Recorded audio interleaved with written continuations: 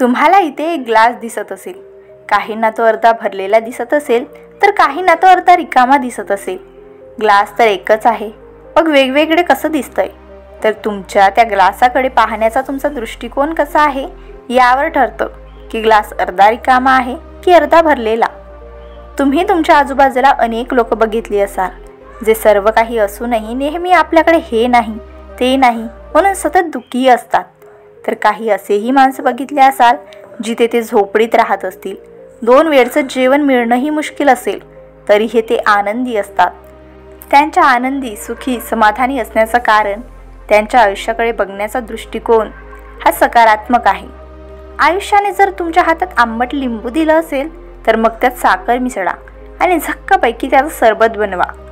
आयुष्यात सुखदुःख येतच राहतील, व्यवसायात नफा तोटा होतच राहील, रिझल्टमध्ये मार्क कमी जास्त होतच राहतील.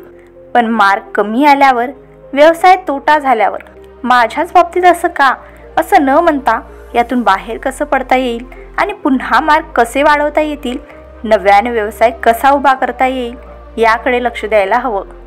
विलियम शेक्सपियर म्हणतो, जगात चांगलं किंवा वाईट असं काहीच नसतं, आपले विचार ते तसं बनवतात.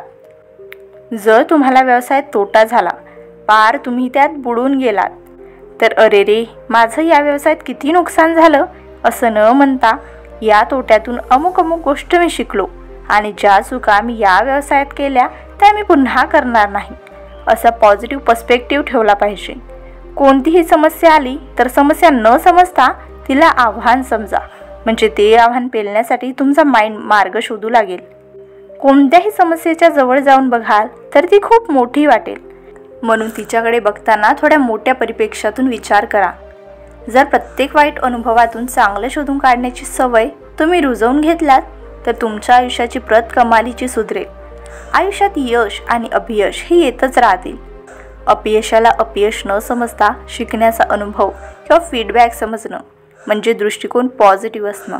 तुम्ही तुमच्या आयुष्याकडे बघण्याचा दृष्टिकोन बदललात तर नक्कीच तुमच्या आयुष्यात सकारात्मक बदल झालेला तुम्हाला जाणवेल. व्हिडिओ आवडल्यास व्हिडिओला लाईक, शेअर आणि चॅनलला सबस्क्राईब करायला विसरू नका.